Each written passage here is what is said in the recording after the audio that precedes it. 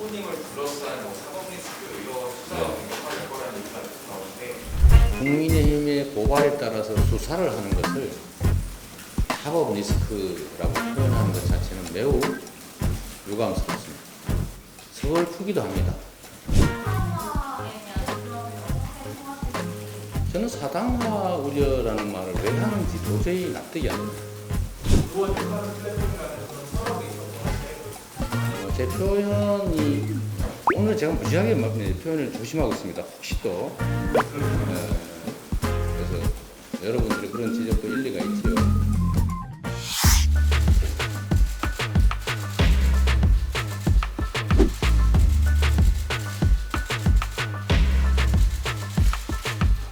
대학을 출마가 지방선거에 어떤 영향을 미쳤다고 보시는지, 이 결정이 도움이 됐다고 보시는지 궁금하고요. 지난 대선과 또 지난 지방선거에 대한 평가는 매우 다양할 수 있습니다. 그러나 그 중에서도 저는 대선에서 패배한 가장 큰 책임은 저 이재명이라고 하는 후보에게 있다라고 언제나 말씀드립니다.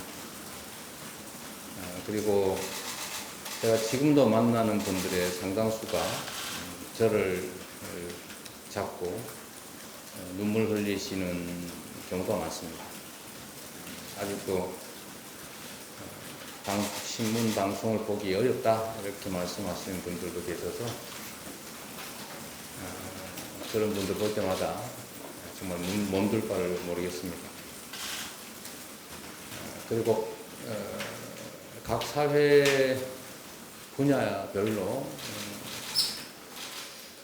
많은 분들이 다시 퇴행하는 현실 속에서 고통받고 계시기 때문에 그거를 이렇게 지켜봐야 되는 제 심정도 매우 괴롭다 그런 말씀드립니다.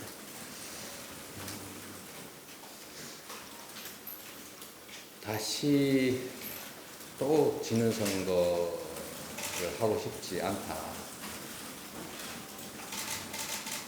그리고 역사적인 책무, 책임감 이런 것들이 매우 깊이 무겁게 제 어깨를 짓누르고 있습니다.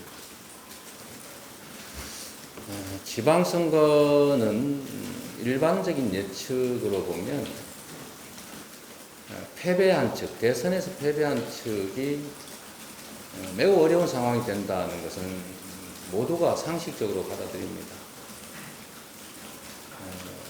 문재인 대통령이 승리하고 1년이 지난 후에 치러진 지방선거에 있어서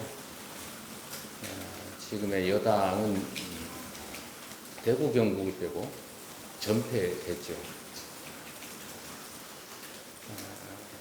대선에서 진 측이 투표에 참여하지 않는 게 가장 큰 이유라고 보통 분석하고 있습니다. 여러 가지 고민들이 있었지만 의견들도 다양했고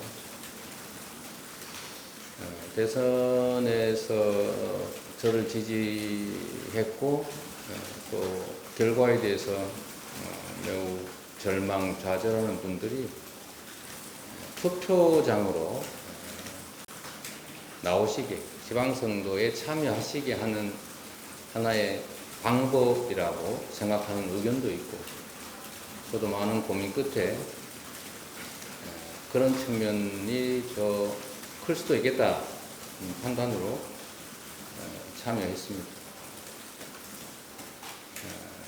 당의 선거를 제가 공천이나 이런 데는 전혀 관여할 수 없는 상황이었지만 상징적으로 지방선거에 참여할 수밖에 없는 상황이었기 때문에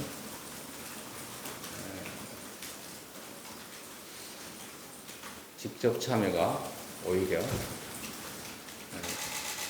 지방선거 전반에 더 도움이 될 것이다라는 최종 판단을 하게 됐던 것입니다. 의원 욕하는 플랫폼이라는 그런 서랍이 있었고 한데 만약에 이제 본인이 당대표가 되셔가지고 뭐 새로운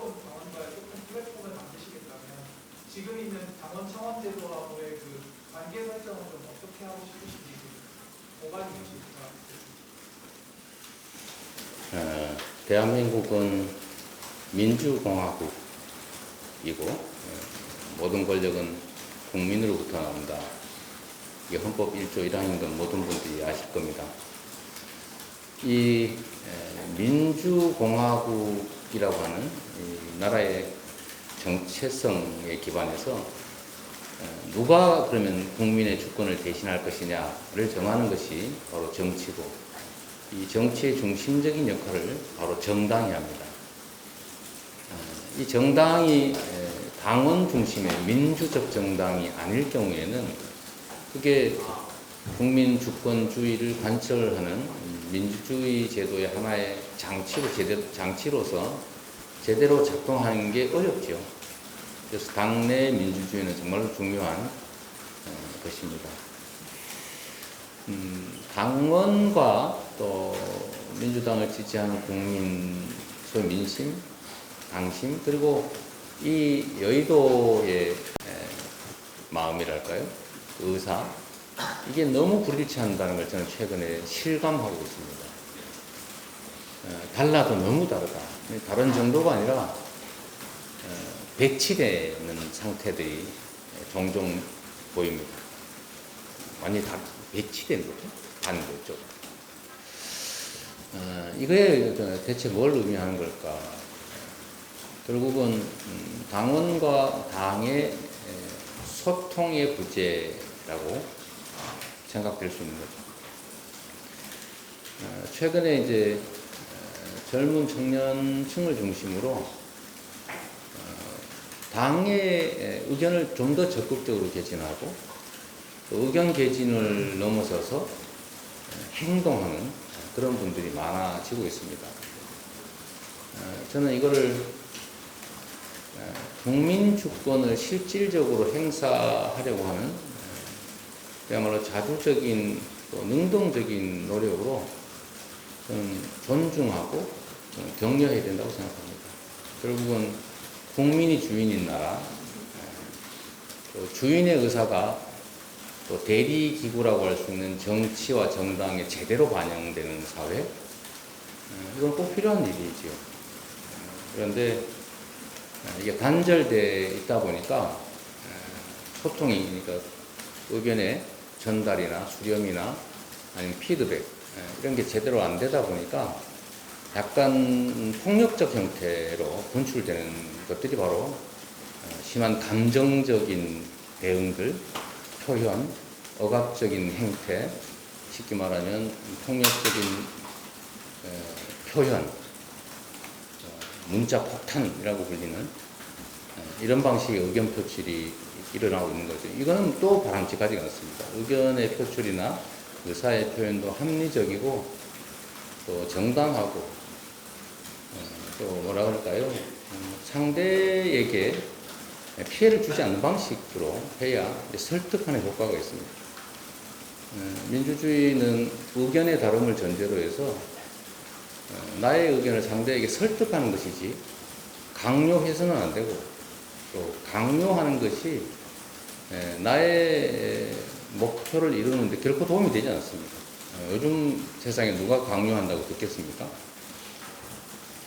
그래서 이것들이 많이 이렇게 왜곡되고 비틀어져 있기 때문에 저는 이 문제를 해결하는 길은 근본적으로는 당원과 당, 국민과 당의 간극을 최소화해야 된다라고 생각합니다. 그 간극을 최소화하는 방법은 너무 잘 아시는 거죠.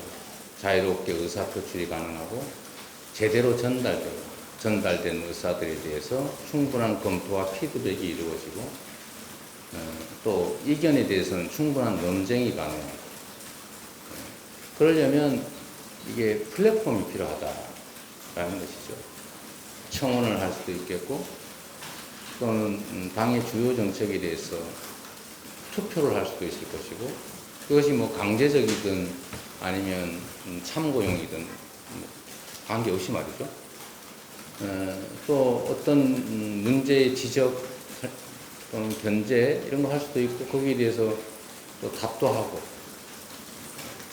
또 우리 노무현 대통령께서 말씀하셨던 것처럼 내가 월급 주고 내가 권한을 맡긴 나의 대리인 일꾼에게 대통령에게 욕도 못하냐 라는 말씀도 있었지 않습니까?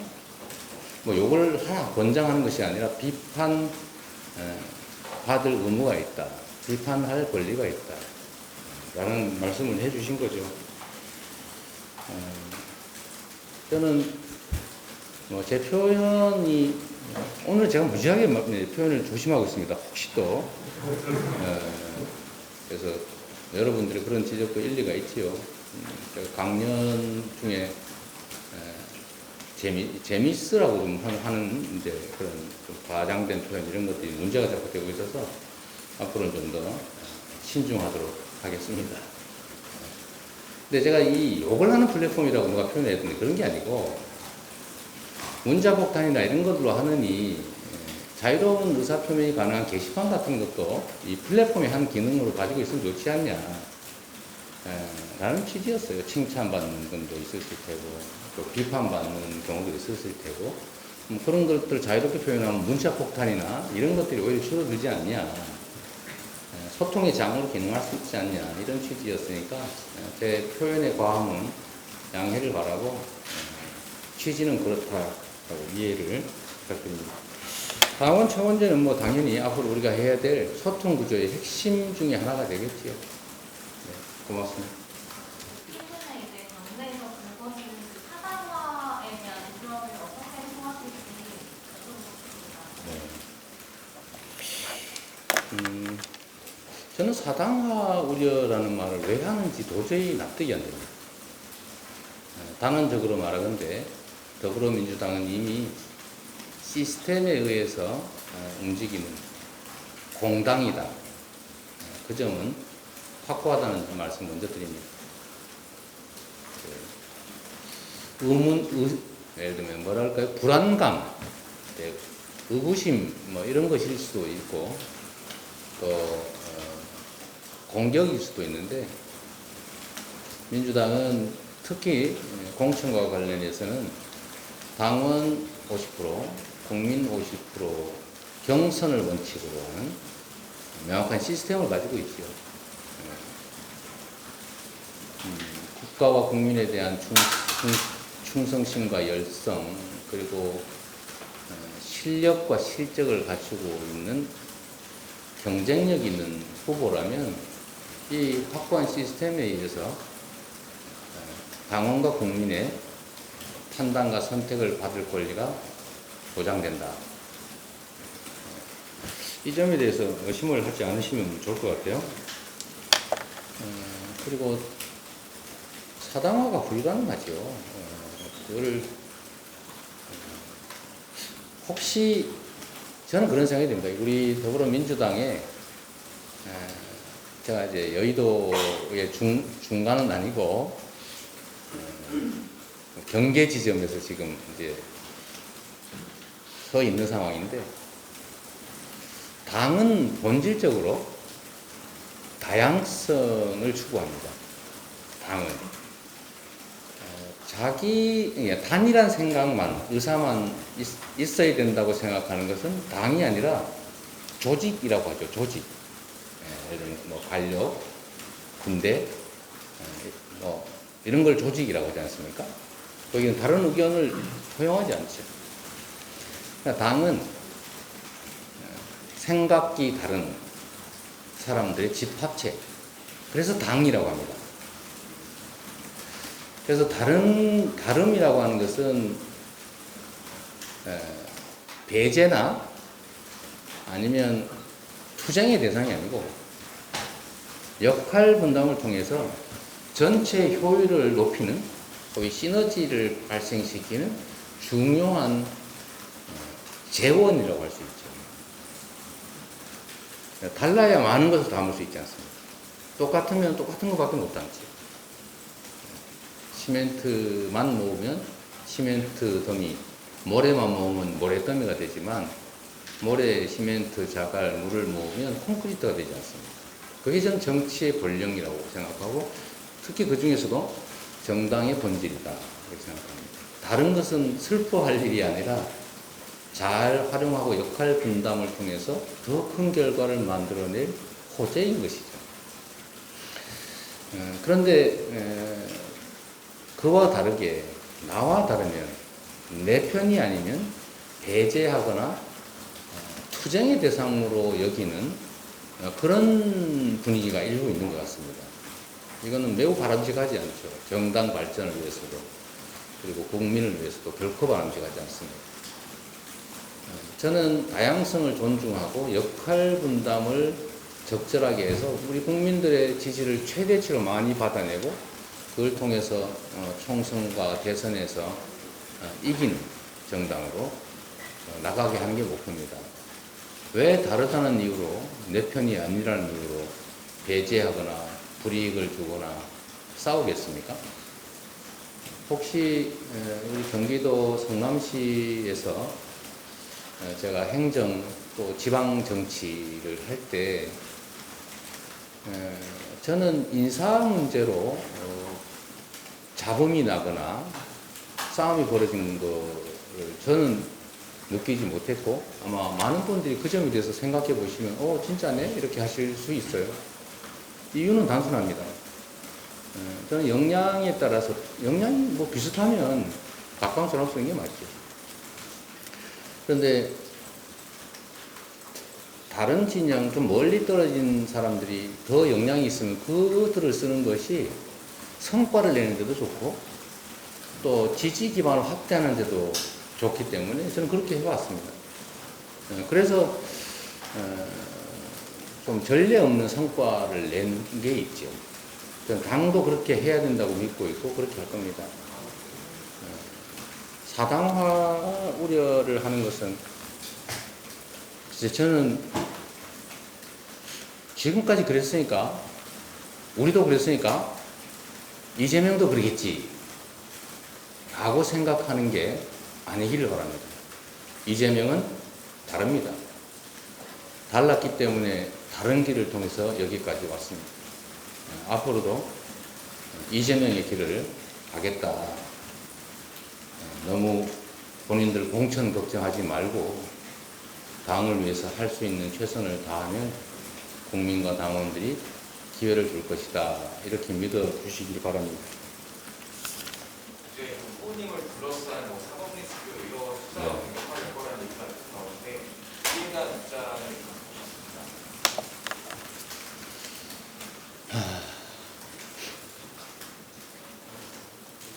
정치 경제 선진국 중에 범죄를 찾아 처벌하는 그야말로 그 사회의 가장 초보적 질서 유지를 담당하는 기소 수사권을 가진 검찰, 경찰이 그 권한을 가지고 정치에 개입하고 정치에 영향을 주고 특정 정치 세력의 정치적 이익에 복무하는 나라는 없습니다. 이거는 가장 심각한 국기문란입니다.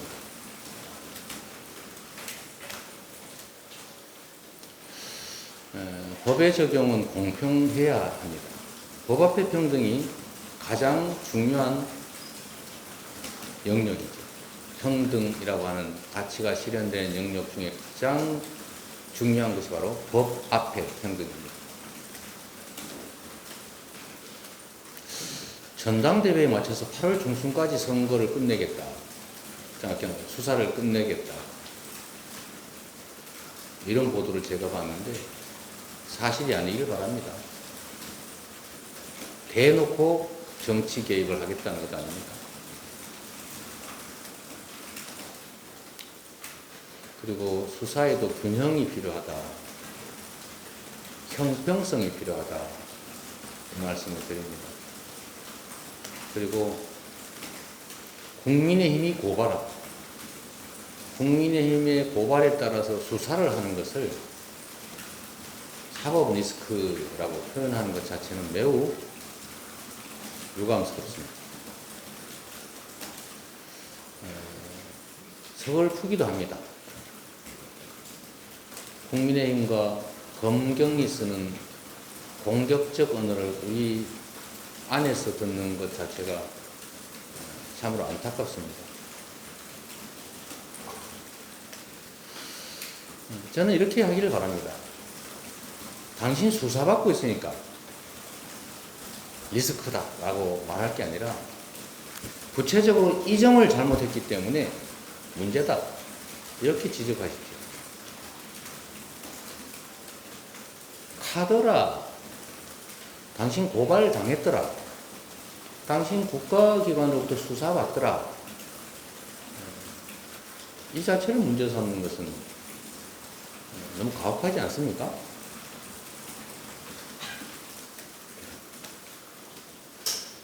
뭐 여러 가지 수사들을 정말 먼지 털듯이 십수년간 계속 털고 있는데, 그러나 팩트가 없지 않습니까?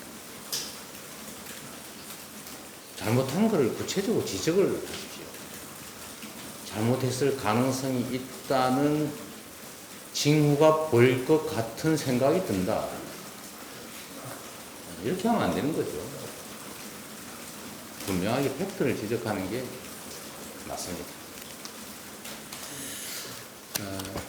여러분, 아쉬우실 겁니다.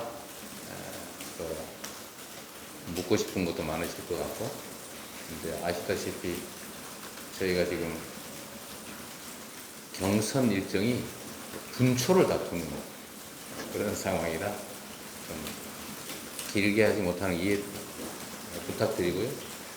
앞으로도 가급적인 시간을 좀 만들도록 노력해 보겠습니다. 우리 오늘 김병기 의원께서 함께 해주셨습니다. 혹시 이재명 후보가 외롭지 않을까 해서 함께 와주셨습니다.